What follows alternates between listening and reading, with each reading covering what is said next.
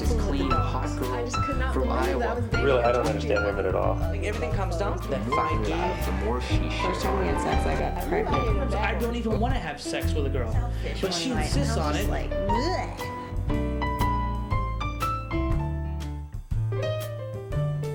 When is it my turn? Like, how much do you want me to suffer?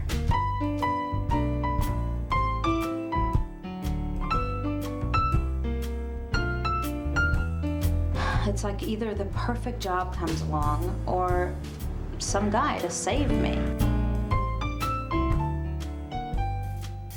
You women definitely have some kind of Prince Charming complex. Is that what we should call it? I believe there is a special Prince Charming or Cinderella for everybody. The Prince Charming thing definitely can happen to somebody. Prince Charming is a tough thing to live up to. It's kind of hard to not hope that something wonderful like that is going to happen for you. I wish that would happen to me. I think it puts more pressure on women because I think women internalize when they choose people that they think are Prince Charming or Mr. Right that aren't. They think that it's their selection process.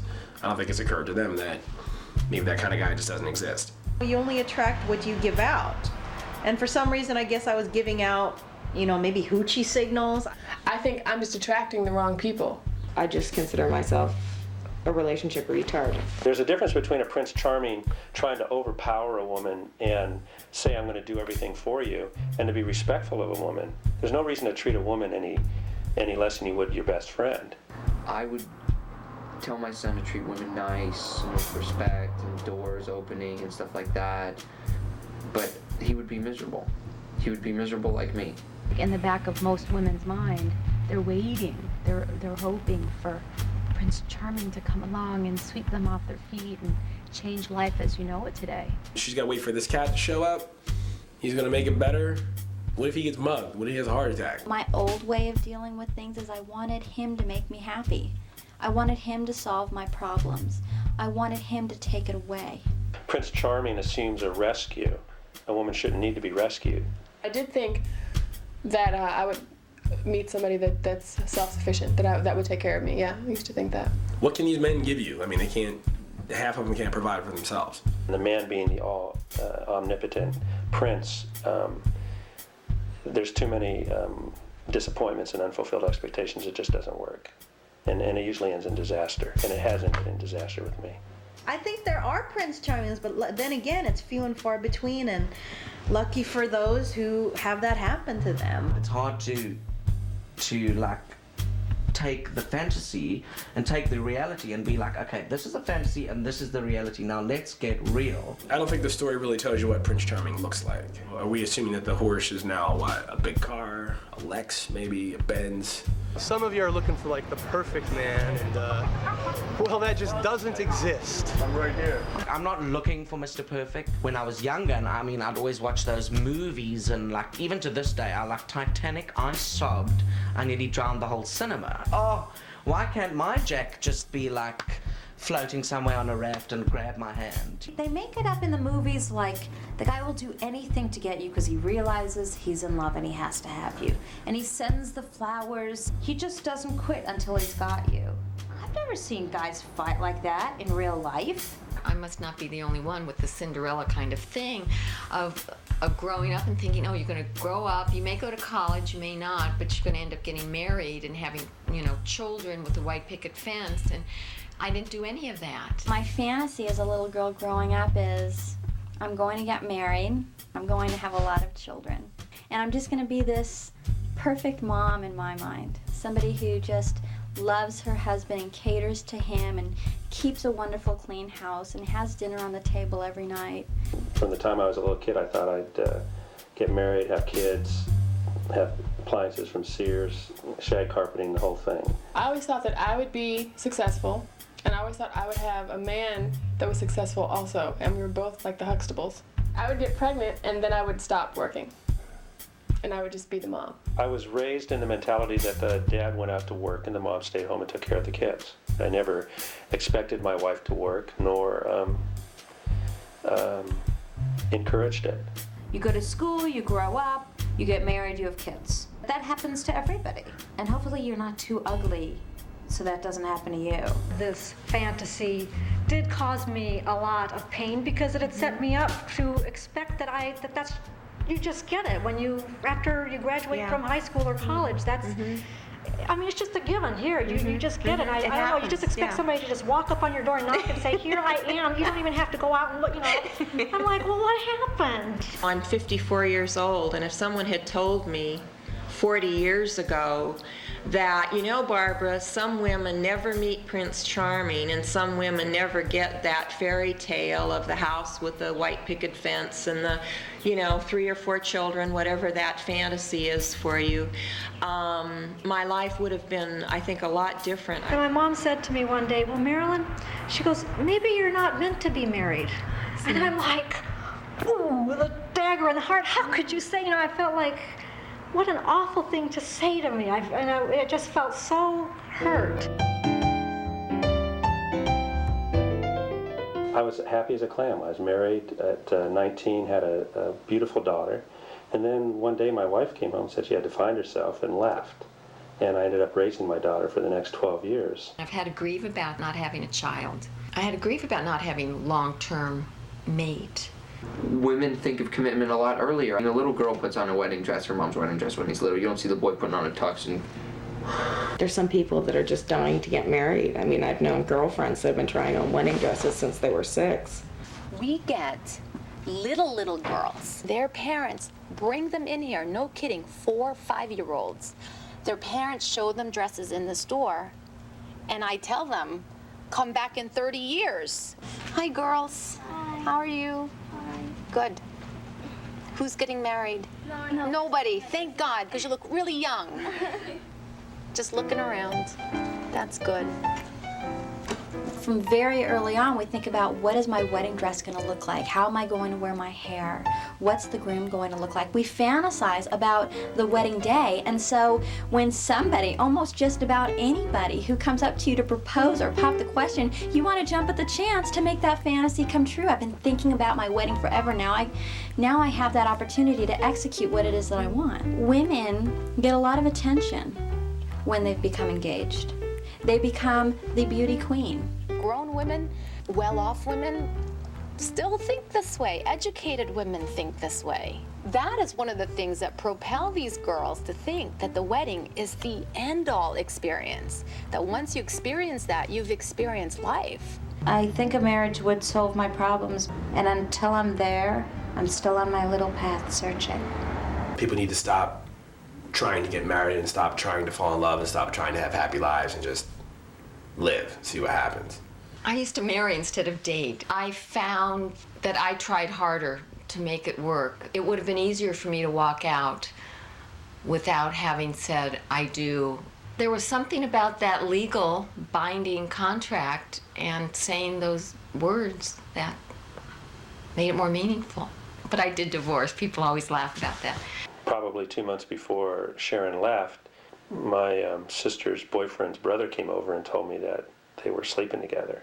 That led up to the dissolution of my first marriage. And of course that burst my whole Leave It to Beaver life. I didn't know about working on myself and a relationship. That just wasn't in my realm of consciousness. And I'm sure it's one of the reasons I became a therapist, is to figure myself out. I obviously can't pick a mate, a partner, or anything. I've developed hard calluses towards women, and I've pretty much given up. I just want to know what you women want and to stop lying. Really, I don't understand women at all. I mean, I sound like I do, but I don't. I intellectually get it, but emotionally, I don't get it. What if I don't meet somebody? I'm going to. I know that I'm not supposed to be alone in this world. Tired of waking up alone. My little toothbrush is lonely sitting there by itself. It needs a partner. I'm not particularly trying to get married right now. I'm not trying to find a man because my clock is ticking. I haven't found somebody that I've wanted to marry. I'm told it's like a big bolt of lightning or a kick in between the eyes. I do see myself married. I want to be married. I want to have lots of kids. I don't want to be 35 and single or divorced. You just want this. You want a partner that you can walk along in life with. Happily. And my mother always told me to pick a man that's stable financially, because money matters is like the key in arguments. This is what you want in life. This is the goal. This is what I'm aiming for. I because I know I want to be taken care of. My God, I want to be taken care of. You kidding me? Me thinking about the fact that I have to take care of myself for the rest of my life is depressing. Housing and food and transportation and just whatever. If someone else can supply those, great. If someone can make it easier, why not? I'll keep them happy. I'll do what they want me to do. I get pissed off that we live in this society that we have to do it this way. We have to work. And you know, for the most part, we have to work Monday through Friday. And for the most part, you know, we don't have a choice, and I think that's what bugs me. My biggest fear of marriage, I guess, would be a divorce. The way the law is run and everything, you know, the guy can feasibly get stripped of everything he owns. Actually, I've been taken to the cleaners voluntarily. But I have, you know, again, it was to help my children, so didn't bother me. No money, no honey. Without this, you're not going to meet true love, because this is true love. Girls, would you ever date a guy that was poor? But if, right, that's right. What can I tell you, guys? Get a job. A good job. Success, which usually means financial stability, is very attractive. You've heard of like the power execs in town who are ugly mofos and are short and ugly, and they step on their wallet and they're tall and handsome. If a woman goes into a relationship with a man and doesn't care about the finances at all, she could be hurting her children. When we started dating, he had nothing. And by the time we went to get married, he was probably worth maybe $4 million. He's not educated, but he made his own money from the ground up. I remember when we were courting, I was thinking I'll never have to worry about money. That was very appealing for me. We had a very turbulent, rocky relationship. I thought that because it was so turbulent and we always got back together, that was love. So I started planning my wedding, the fairy tale wedding. On our wedding day, when I was devoting my love to him, I was standing behind him, and he never turned around to look at me. When he got up to speak, the phrase that he said that I'll never forget is, "I got her, and that's all I've wanted." 2 months into the marriage, he left me. He had already rented out the apartment that we were going to live in, and I had no job.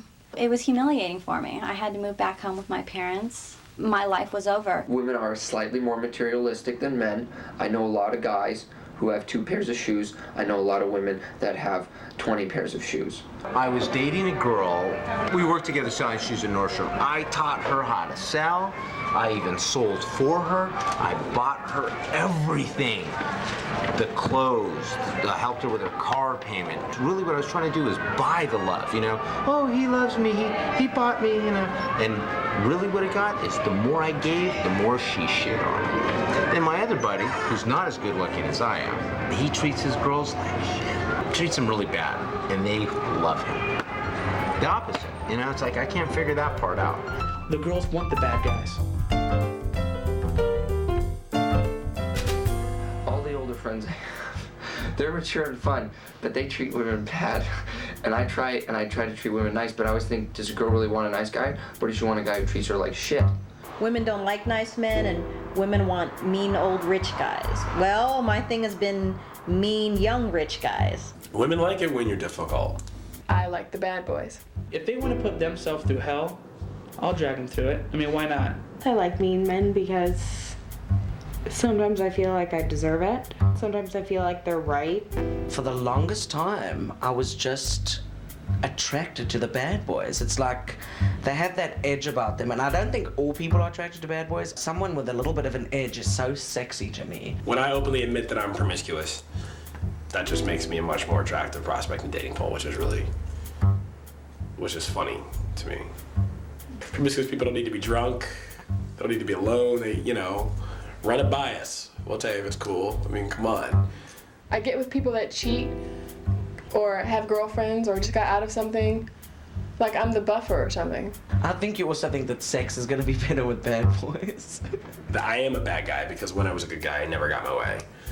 Rarely had sex. Rarely had good sex. I had a best friend, Frank, and he was always considered the bad boy, right? And I remember this girl we were both trying to hit on, right? And she told me, she goes, John, you're the guy I'd like to take home to meet my parents, but Frank's the guy that I'd like to sleep with. And I thought, well, that really pisses me off. I even told my ex that even if you hit me, I'd probably stay. I don't know what was wrong with me. But it was true. There's still this primal thing of aggression that I think is very attractive to women. I'm not quite sure why. I feel like in some ways I can save them. Oh, I dated a bad one. Ooh, yeah. He was a drug dealer. And I didn't know for about 6 months because I was really naive. How does he keep getting all these nice clothes and he doesn't have a job? And how is he paying his bills? And how are we going to all these nice dinners? And so finally one day I just asked him, are you doing drugs? Are you selling drugs? And he, yeah, I am. I didn't want to tell you because I thought you'd leave. And I'm like, I don't believe you. I had to see proof. So he took me to the room and opened up his closet and there was crack in there. I watched him sell it. Crack. Cocaine. He had to either stop or I couldn't date him. And then he stopped and then he went into a huge depression, which I was, of course, made to feel, I felt guilty that I stopped him from doing his little thing, his livelihood, what he wanted to do. And then he started doing it again and then eventually we broke up. I was kind of saddened by it because I liked him. I just could not believe that I was dating a drug dealer. It was fun. My dad never had any interest in me. So as long as nobody had any interest in me, I was completely enamored with them. You can get the most unattractive musician because he's on stage and he's all Mr. Sexy. He can be the most grotesque, nasty human, but you always get this clean, hot girl from Iowa who wants to feel dirty. The first relationship I ever had, I was 18 years old. Literally, this guy I met, I wasn't even out of the closet yet. I was like just coming out. Started working at this company where all the guys were gay. There was this one guy who was this model who was just, I thought, the most magnificent man I'd ever seen. After like 3 weeks or 4 weeks, I started to like slowly but surely come out. And one day we went to this party and he started like getting all like frisky with me. And I was like, what? The day before my final exams of my first year of college, he was off fucking some other guy, taking my car. I had no way to get to my exam. I had to phone a friend and say, I need you to take me to my exam. Because I was so in love with him when he told me he was HIV positive, it didn't affect me one single bit. I was like, that makes no difference to me. I am so in love with you. I think you are so wonderful. I was so all-consumed and sort of delirious by some idea of what I thought was love, that if you love someone, you stayed with them no matter what. We met partying one night, and I guess with drugs, it sort of speeds things up. The first time we had sex, I got pregnant. So when I found out I was pregnant, we stopped having sex, and I dealt with an abortion, and basically hated him through that. And he started doing a lot more drugs. He'd do like 5 drugs at a time in a night and overdose on all of them. So we'd be at the bar and he'd be having seizures on the floor, or he'd be peeing his pants, or I would carry him over my shoulder down the stairs, which hurt my back immensely. And it got sort of to the point where I was chasing him around the house and he was going pee-pee pants, and I was just trying to get him off him. He started cheating on me for the first time with a friend of mine, of which I found out later, and then we broke up for the first time. 3 weeks later, we got back together. And 2 weeks later, he was gone to Thailand to go on vacation. On the way back from his trip, he wouldn't kiss me, and I didn't know why. And he had told me that he had shared needles with a whole bunch of people there and tried heroin for his first time. It was off to the best AIDS research center in the States to go for testing. We got the results back, which he was negative, and so was I. And he dumped me 6 hours later.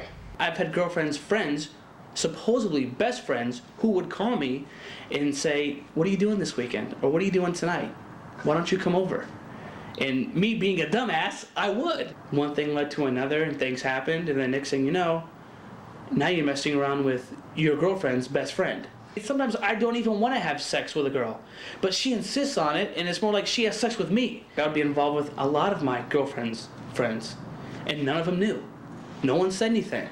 We could be at the same party, and she would see me, and 5 minutes later I may be in another room with another girl for an hour and come back out, and there's my girlfriend. I could be on the phone with my girlfriend, and I'm having sex with another girl, but she never knows. See, that aroused me. I like that a lot. It was kind of cool. This last guy I dated, he wasn't ugly or mean to me. He was just selfish, extremely selfish one night, and I was just like, bleh. Like I had to leave. He didn't like to spoon, spooning, lying down, spooning. He didn't like to spoon with me, but he could spoon with the dogs. Because the dogs don't want anything from him. And the dog would be between us. And one night the dog put his paw on my head like that. And I was like, you know what? You gotta get the dog out of the bed. This wasn't even his dog. This was a dog he was dog sitting. Zelda. What kills me is that, his friends love him. Just love him. But if they knew of how he treated women, then I don't think they'd feel the same. I don't want to say his name, he's not worth it. The best of me, and he knows this. And yeah, I got shit in return too, but it's not like I won't stop giving it. He's part of my dream, and the night we ended it and agreed to end it was devastating because the dream died. I'm the friend that the girls talk to about their asshole boyfriends. All my friends had girlfriends, and I was like the only one who didn't. And I couldn't figure out what was wrong with me. I can't figure out what I'm doing wrong, what vibe I'm sending.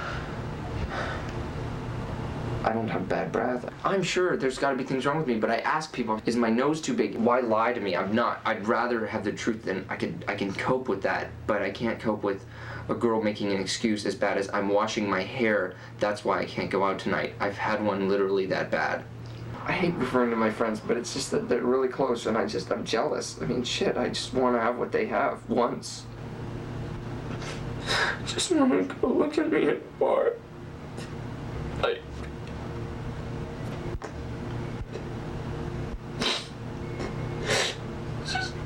Just want to kiss me, I want to kiss her.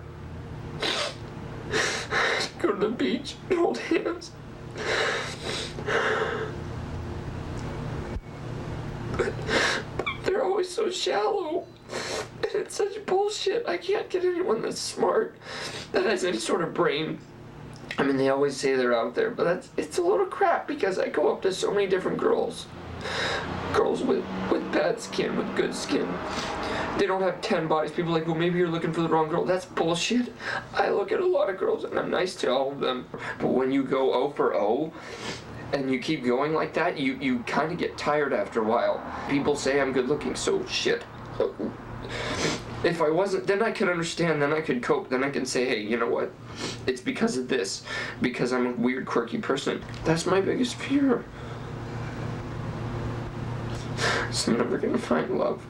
When you're that hungry, you're not going to really be attracting what you really want to attract because you're coming maybe from this desperation point and not from a whole point.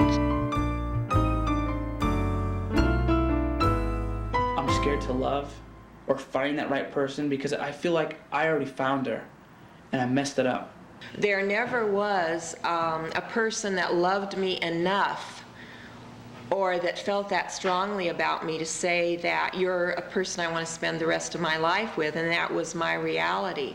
In order to be loved, one has to love themselves, and I'm not really loving myself lately.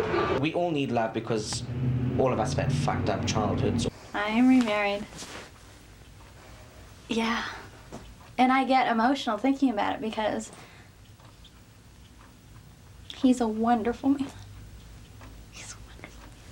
God laughs at me and says, you know what, you've mistreated women all your life. So my punishment to you is you'll never find love. You love love. I love the idea of being in love. I think everything comes down to that fucking love. Love is always pain. Love is pain. I'd like to say my heart is on the road to recovery.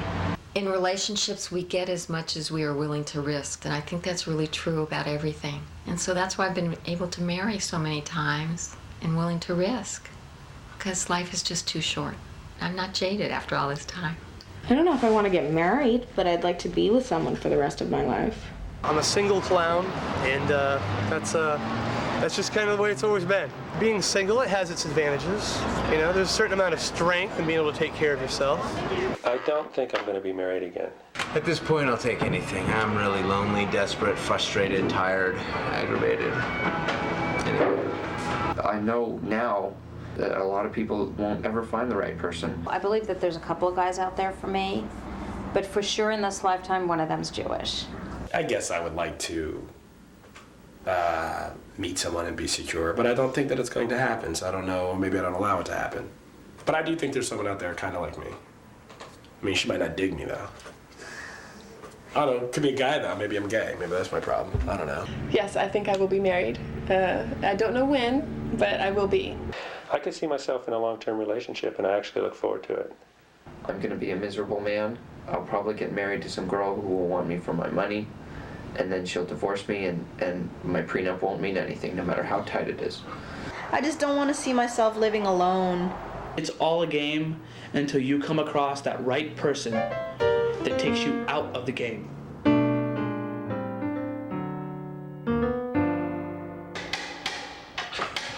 Hello. Hi. She's doing a documentary on love. I'm a subject. I got the wrong guy. Are you sure? Positive.